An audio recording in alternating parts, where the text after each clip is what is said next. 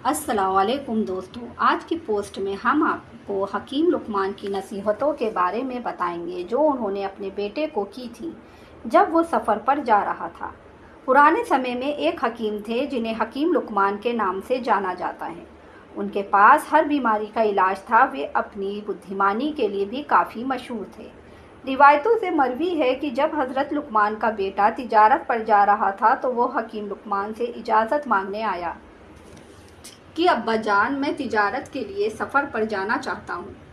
तब लुकमान हकीम ने अपने बेटे को चंद नसीहतें फरमाई कि जहाँ भी जाओ इन बातों पर अमल करते रहना, और फरमाया जब असबाब सफ़र तैयार कर लो तो जाने से पहले मेरे पास से होते जाना कि तुम्हारी रहबरी और रहनुमाई के लिए कुछ बातें बतानी हैं। तो हकीम लुकमान का बेटा रफ्ते सफ़र बांध चुका तो दोबारा अपने वालिद की खिदमत में पेश हुआ। तो हकीम लुकमान कहने लगे कि जब सफ़र पर जाओगे तो रास्ते में एक मैदान मिलेगा। मैदान में एक चश्मा है जिसका पानी निहायत शीरी और ठंडा और मीठा है, और इसके किनारे एक दरख्त जिसकी छाँव घनी और निहायत फरहत बख्श है। लेकिन ख़बरदार, इस पेड़ के नीचे बिल्कुल ना बैठना, और वहाँ तुमको एक शख्स बूढ़ा और ज़ईफ़ मिलेगा जिसकी उम्र इस दरख्त से बड़ी है। जैसा वो तुमको कहे उसकी बात लाजमी मानना। और दूसरी बात ये कि जब आगे जाना तो फला गांव में जाना, वहाँ के लोग मेरे दोस्त हैं, वो लोग तुम्हें अपने घर ले जाएंगे। उस गांव में एक औरत है, बेहद हसीन, जमील और मालदार। वो तुमको उससे ब्याह देना चाहेंगे, लेकिन तुम उसको हरगिज़ कबूल मत करना। खुदा तुम्हें उससे हमेशा महफूज रखे। और तीसरी बात ये कि एक शख्स फला नामी और फला शहर में रहता है, एक मुद्दत हुई मुझसे कर्ज लेकर गया है, बस उससे वो कर्ज वसूल कर लेना, और ख़बरदार शब को वहाँ न ठहरना, और ये तमाम नसीहतें याद रखना और जाओ, मैंने तुम्हें खुदा के हवाले किया। लिहाजा वो बाप की बताई गई तमाम नसीहतों को मानकर सफ़र पर निकला। जब मैदान में पहुंचा, इसके बारे में वालिद ने नसीहत की थी, उसके किनारे एक चश्मा मौजूद था जिसका पानी निहायत शीरी, शफ़ाफ़ और मीठा था, और उसके किनारे एक दरख्त पाया जिसके साए में एक बुज़ुर्ग बैठे थे। मारे गर्मी के चाहता था कि इस चश्मे से पानी पिए और इस दरख्त के साए तले दम भर के लिए बैठ जाए, लेकिन उसी वक्त उसे अपने बाप के ज़रिए की गई नसीहतें याद आईं तो कदम आगे बढ़ाने लगा। तभी उन बुज़ुर्ग ने जो दरख्त के साए तले बैठे थे पुकारा, ए लड़के, कहाँ जाओगे? ऐसी सख्त गर्मी पड़ रही है, ज़रा इस चश्मे का ठंडा पानी पियो और इस दरख्त तले दम ले लो और मेरे पास आकर बैठो। लड़का बोला, हरगिज़ नहीं बैठूंगा, मेरे बाप ने इस दरख्त के साए तले बैठने से मना किया है। बुज़ुर्ग ये सुनकर बोले, कसम है तुझे तेरे रब की, इस धूप और गर्मी में मत जा और मेरा कहा मान। ये बात सुनते ही उस लड़के को अपने बाप की बात याद आई कि वो बुज़ुर्ग जैसा कहें उसका कहा मान लेना। तो उस लड़के ने उस बुज़ुर्ग का कहा माना और दरख्त के साए तले बैठ गया और चश्मे से ठंडा पानी पिया और थोड़ी देर सस्ताने को लेट गया और सो गया। तब उस दरख्त पर से एक सांप उस लड़के को काटने के लिए उतरा। लड़का सोता था लेकिन बुज़ुर्ग जाग रहे थे। बुज़ुर्ग ने सांप को मार कर उसका सर काट लिया। जब लड़का उठा तो देखा है कि एक सांप मुर्दा पड़ा है। बुज़ुर्ग से सारा हाल मालूम हुआ और बाप की पहली हकीकत का राज जाना। इसके बाद लड़का उठा, अपने असबाब सफ़र बांधा और बुज़ुर्ग को सलाम करके जाने की इजाज़त चाही। बुज़ुर्ग ने पूछा कि तुम कहाँ जा रहे हो? तो लड़का बोला, फलाने गांव में, वहाँ मेरे बाप के दोस्त हैं। बुज़ुर्ग ने कहा, अगर तुम कहो तो क्या मैं भी तुम्हारे साथ चलता हूँ? लड़के ने कहा, बहुत अच्छा, आप भी चलिए। फिर वो दोनों उस गांव में गए जहाँ का इरादा था। उस गांव के लोगों ने पूछा कि तुम कौन हो और यहाँ किस गरज से आए हो? तो लड़के ने कहा, मैं लुकमान हकीम का बेटा हूँ और यहाँ तिजारत की गरज से आया हूँ। तब गांव के लोग उन्हें अपने घर ले गए, उन्हें खाना खिलाया और रोज़ उनकी खातिरदारी करने लगे। फिर एक रोज़ कहने लगे, ऐ लड़के, हमारी कौम में एक औरत निहायत हसीन, नेक बख्त, मालदार और हस्बो नसब में दुरुस्त है। ہم چاہتے ہیں کہ تمہارا اس سے نکاح کر دیں، کہ یہ بات تمہارے لیے اچھی ہوگی کہ مال و دولت خوب ہاتھ لگے گی۔ تب لڑکے نے کہا، میرے باپ نے اس بات کے لیے منع کیا ہے کہ سفر پر کسی بات کے پابند نہ ہونا، ورنہ نقصان اور تکلیف اٹھاؤ گے۔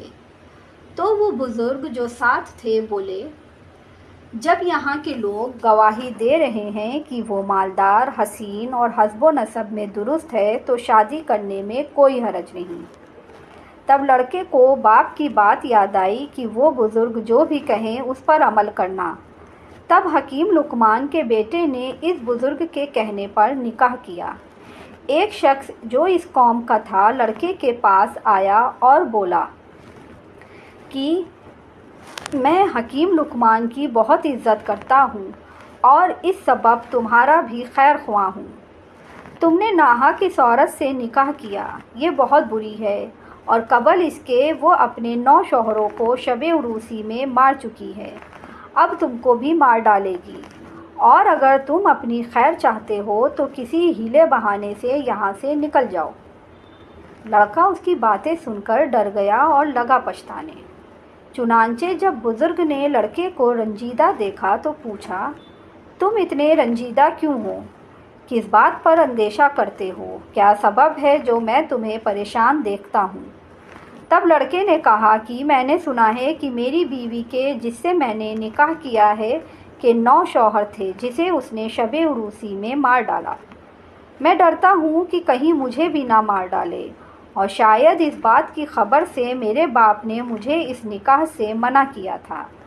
تب اس بزرگ نے کہا، کچھ اندیشہ نہ کرو، میں تمہیں ایک حکمت بتائے دیتا ہوں۔ وہ یہ کہ جب تمہاری بیوی شب میں تمہارے پاس آئے تو اسے وہاں چھوڑ کر کسی بہانے سے میرے پاس آ جانا، تب ہم اس کی تدبیر اور علاج کریں گے۔ غرض جب اس کی بیوی شب کو اس کے پاس آئی تو لڑکے نے کہا، تم یہاں بیٹھو، میں ابھی آتا ہوں۔ بیوی نے پوچھا، کہاں جاتے ہو؟ لڑکے نے کہا، قضائے حاجت کو جاتا ہوں۔ تم یہاں تب تک انتظار کرو، اور اس کے علاوہ بھی ایک کام ہے جو میں آ کر بتلاتا ہوں۔ تب لڑکا وہاں سے نکلا اور سیدھا بزرگ کے پاس پہنچا تو بزرگ نے اس سے ایک آتش دان انگاروں سے بھرا ہوا لانے کو کہا۔ جب لڑکا آتش دان لے آیا تو بزرگ نے اس میں سر سانپ کا جو اس درخت کے نیچے سے کاٹ کر لائے تھے ڈال دیا، اور لڑکے سے کہا، اس آتش دان کو لے جاؤ اور اپنی بیوی سے کہو کہ اس آتش دان سے خود کو سینکے، اور جب وہ سینک لے تو اس آتش دان کو میرے پاس لے آنا۔ تب لڑکا آتش دان لے گیا اور جیسا بزرگ نے کہا تھا اپنی بیوی سے کہا۔ جب بیوی سینک چکی تو وہ آتش دان بزرگ کے پاس واپس لے گیا۔ بزرگ نے جب آتش دان میں دیکھا تو 2 سانپ اس میں جل رہے تھے۔ تب بزرگ نے کہا، جاؤ اپنی بیوی کے پاس، اب کوئی ڈر نہیں۔ جس کا ڈر تھا وہ سانپ اس آتش دان میں جل رہے ہیں، اسی کے سبب اس کے پہلے شوہر مارے جاتے تھے۔ لہٰذا لڑکا ساری رات اپنی بیوی کے پاس گزار کر جب صبح کو باہر آیا تو تمام قوم کو سارا ماجرا سن کر بڑی حیرت ہوئی، اور حکیم لقمان کے بیٹے کے بچ جانے پر بھی بہت خوش ہوئے۔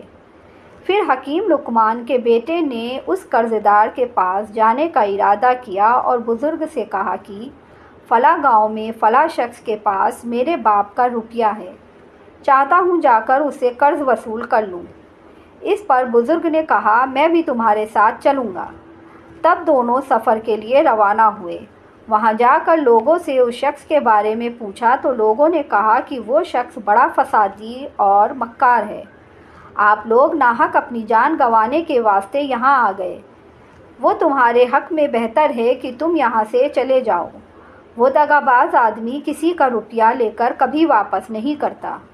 لیکن ان دونوں نے ان لوگوں کی بات نہ مانی اور اس شخص کے پاس پہنچے اور بعد سلام کے بولے، میں حکیم لقمان کا بیٹا ہوں اور اپنے والد کا قرض وصول کرنے کے لیے آیا ہوں۔ تب اس نے کہا، بہت اچھا، آپ ہمارے بزرگ زادے ہیں تو آج کی رات مہمان نوازی کا شرف بخشیں، صبح کو حساب کتاب کر کے جو روپیہ بنتا ہوگا وہ میں واپس کر دوں گا۔ لڑکے نے کہا، میرے والد کا حکم نہیں کہ آج کی رات میں یہاں رکوں۔ तब उस बुजुर्ग ने कहा, ए लड़के, कोई परवाह नहीं, चलो आज की रात यहाँ रुक जाते हैं, फिर खुदा ने हमारी जो किस्मत में लिखा हुआ है वो तो होकर ही रहेगा।